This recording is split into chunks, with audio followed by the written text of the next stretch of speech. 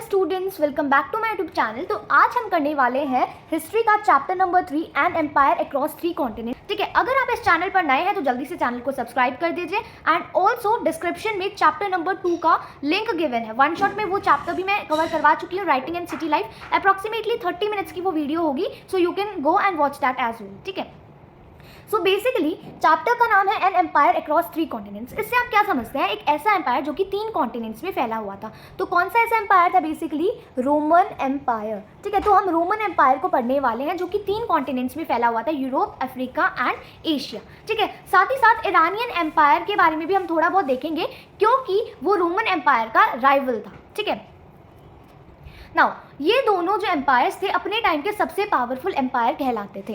ठीक है, इनका टाइम पीरियड अप्रॉक्सीमेटली सेम था from the birth of Christ, यानी कि 1st CE से लेके 630 CE, यानी कि अप्रॉक्सीमेटली 1st सेंचुरी से लेके 7th सेंचुरी इन दोनों का टाइम पीरियड था।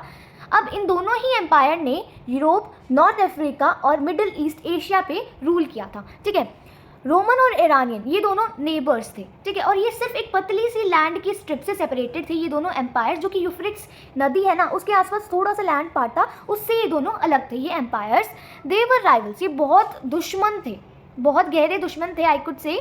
ठीक है, अपने टाइम पीरियड में, अपनी हिस्ट्री में इन दोनों ने बहुत ज़्यादा लड़ाई की थी एक दूसरे के साथ। इन दोनों सुपर पावर के बीच में एक डिफरेंस है, क्या है कि रोमन एम्पायर थोड़ा सा ज़्यादा डाइवर्स था in comparison to Iranian empire. Iranian empire में 2 डायनेस्टीज़ ने रूल किया, पहले पार्थियंस ने, उसके बाद ससानियंस ने। ठीक है, जो ईरान की जो पॉपुलेशन थी जिनके ऊपर डायनेस्टी ने रूल किया वो मेजरली पॉपुलेशन ईरानियन थी। लेकिन हम बात करें रोमन एम्पायर की, इसमें पूरी पॉपुलेशन रोमन नहीं थी। ठीक है, इसमें अलग अलग लैंग्वेज बोलने वाले लोग, अलग अलग कल्चर वाले लोग थे। ठीक है, और बहुत अलग अलग वी कैन से टेरिटरीज को इकट्ठा लेके आया गया था रोमन एम्पायर में।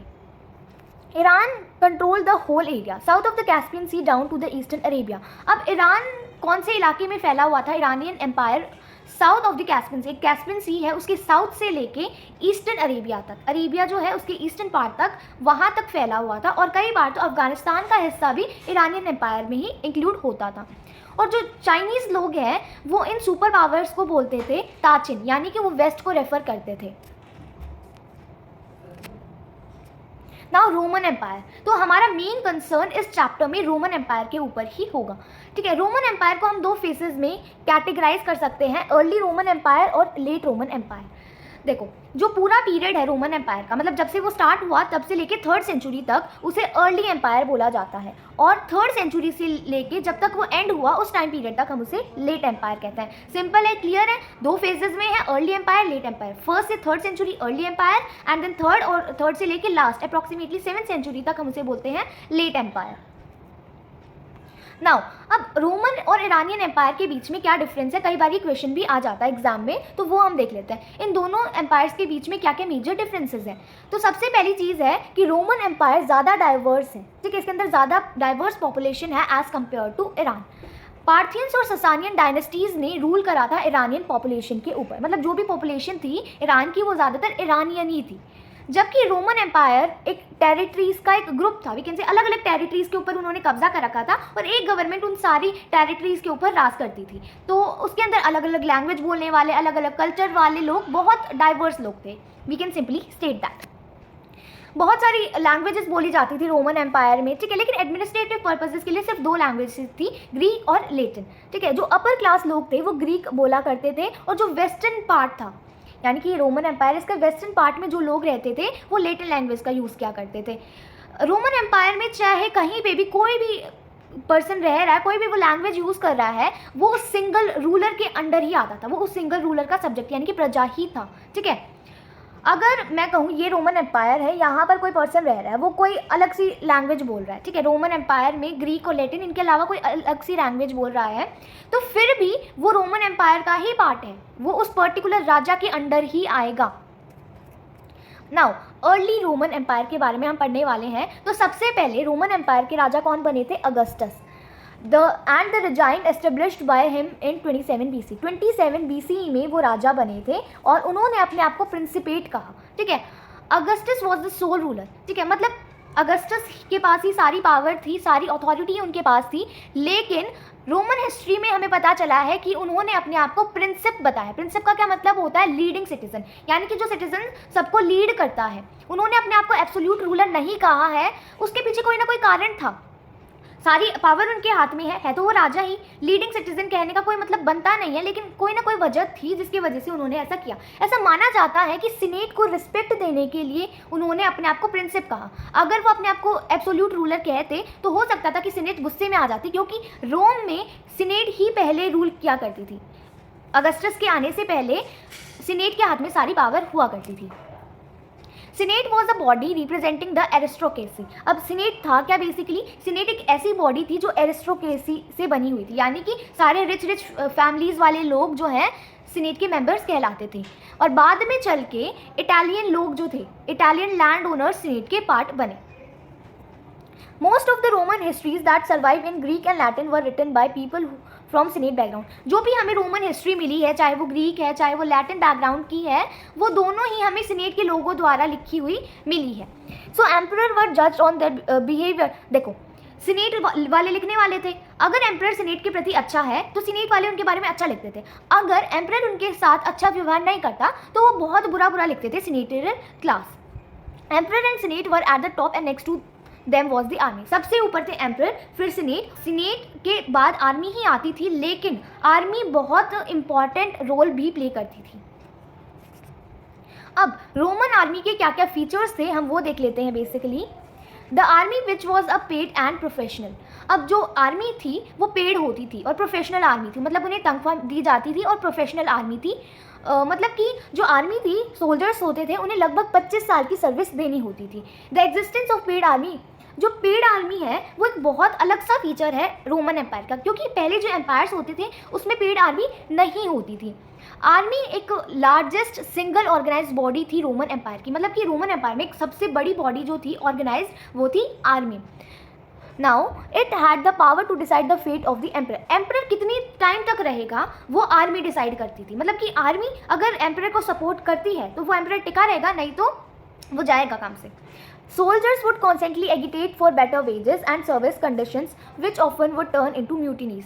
अब देखो, कई बार सोल्जर्स जो हैं वो बेटर वेजेस के लिए, बेटर सर्विस कंडीशंस के लिए जो है आवाज़ उठाते थे, और कई बार इसकी वजह से म्यूटिनीज हो जाती थी, यानी कि कंट्री के अंदर ही जो है मिलिट्री के अंदर ही लड़ाई स्टार्ट हो जाती थी, वी कैन से कंट्री के अंदर, एम्पायर के अंदर। Basically the senate hated and fear the army. Senate जो है वो आर्मी से नफरत करती थी और डरती भी थी, क्योंकि कभी भी आर्मी जो है वॉयलेंस स्टार्ट कर देती थी। Thus it can be said that emperor, the aristocracy and the army were the three players in the political history of empire. तो हम कह सकते हैं एम्परर, एरिस्टोक्रेसी और आर्मी, ये तीन मेन पॉलिटिकल प्लेयर्स थे रोमन एम्पायर के। मतलब इन तीनों के हाथ में ही पावर थी कहीं ना कहीं politically.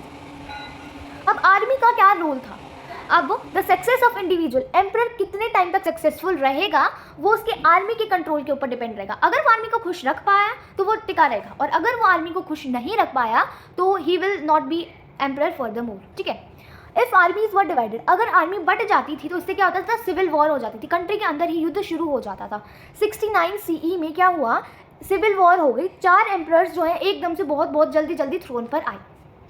While first 2 centuries were peaceful and stable, पहली 2 सेंचुरीज बहुत शांति से गुजरी, लेकिन 69 CE में हमने देखा कि सिविल वॉर हुई है। मतलब 4 राजा एकदम से जल्दी थ्रोन पे आए। इसका क्या मतलब है? सिविल वॉर चल रही थी। सक्सेशन टू द थ्रोन, अब राजा कौन बनता था? फैमिली डिसेंट आइदर नेचुरल और adopted was the decisive factor in the succession of the throne in the Roman empire. भाई, फैमिली डिसेंट का बहुत बड़ा रोल था थ्रोन पे आने में। क्या? चाहे नेचुरल या अडॉप्टेड सन हो, फैमिली में वो जाके राजा बनता था। ठीक है। रोमन एम्पायर में नेचुरल सन तो बनता ही था, अडॉप्टेड सन भी कई बार जो है वो राजा बने हैं। Army was also wedded to the concept. For example, Tiberius, the second emperor, was not the natural son of Augustus, but he adopted Tiberius to ensure a smooth transition। देखो, आर्मी भी सेटिस्फाइड थी इस succession से, कोई दिक्कत नहीं थी उन्हें। कई बार देखने को मिला है कि अडॉप्टेड सन भी जो है वो राजा बने हैं। फॉर एग्जाम्पल, जो टिबेरियस है वो अगस्टस का रियल बेटा नहीं था, लेकिन अगस्टस ने टिबेरियस को राजा बनाया ताकि एक स्मूथ ट्रांजिशन रहे। अब अगस्टन एज का क्या मतलब है? जब अगस्टस राजा रहे। एक्सटर्नल वॉरफेयर, मतलब कि बाहरी लड़ाइयाँ बहुत कम थी। ठीक है। पहली 2 सेंचुरीज में क्योंकि एम्पायर जो था वो टिबेरियस के हाथों में आ गया था। ठीक है, अगस्टस ने भी पहले ही इतना बड़ा एम्पायर उसके पास था, उसने सोचा ही नहीं कि मैं इस एम्पायर को और बड़ा करूं, तो फिर बड़ा ही नहीं किया, तो बाहर वालों के साथ लड़ाई भी नहीं हुई। It brought peace after decades of internal strife and centuries of military conquest. बहुत ज़्यादा पहले मिलिट्री लड़ाई चल रही थी, अंदर ही अंदर कुछ ना कुछ चल रहा था। उसके बाद कई सालों बाद जब अगस्टस एज आई तब शांति थी वीकेंड से। एक्सटर्नल वॉरफेयर बहुत कम था पहली 2 सेंचुरीज में, वही चीज़ मेंशन की गई है बार बार। Now extension of Roman direct rule.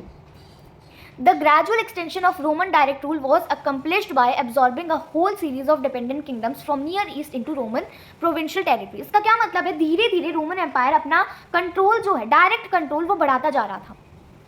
क्या हुआ, जो किंगडम था रोमन एम्पायर, उसके जो ईस्ट में जो छोटे छोटे प्रोविंसेस थे उसने वो अपने कब्जे में ले लिए। बाय अर्ली सेकेंड सेंचुरी के टाइम पे क्या हुआ, kingdoms which were west of the Euphrates नदी की जो वेस्ट में जो किंगडम्स थे, यानी कि हम कह सकते हैं रोमन एम्पायर के ईस्ट वाले साइड में, वो जो थे वो रोमन एम्पायर ने अपने में मिला लिए थे। ये किंगडम्स बहुत ज़्यादा वेल्दी थे, बहुत ज़्यादा पैसे वाले किंगडम थे। फॉर एग्जाम्पल हेरोड किंगडम, ये एक ऐसा किंगडम था जो रोमन एम्पायर ने अपने अंदर मिक्स कर लिया था, मिला लिया था। ठीक है, अब ये हेरोड किंगडम जो था वो 5.4 मिलियन दिनारी, यानी कि 4.5 ग्राम की एक प्योर सिल्वर कॉइन को 1 दिनारी कहते हैं, तो 5.4 मिलियन दिनारी पर ईयर जो है, इतना ये यील्ड करता था, इक्वल टू, और आज के टाइम पे लगभग 125,000 kg ऑफ गोल्ड के बराबर है। ठीक है, इतना पर ईयर वो यील्ड करता था। तो आप देख सकते हैं कितने रिच थे।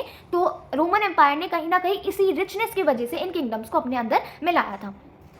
All the territories of the empire except Italy were organized into provinces and subjected to taxation. मतलब जो भी टेरिटरीज थी रोमन एम्पायर के अंदर, जो भी पार्ट्स थे, वो सारे जो थे प्रोविंसेस में बटे हुए थे, और इटली के अलावा उन सभी से जो है टैक्स लिया जाता था।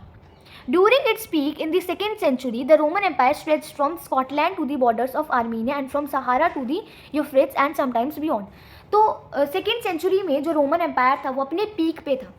अब रोमन एम्पायर जो था बहुत फैला था इस टाइम पे, स्कॉटलैंड से लेके आर्मीनिया के बॉर्डर्स तक इतना ज़्यादा वो फैल गया था, और सहारा डेजर्ट से लेके यूफ्रेट्स तक, देख सकते हैं कितना ज़्यादा उसने अपने आप को स्ट्रेच कर लिया था, और कई बार तो इससे भी आगे वो बढ़ जाता था।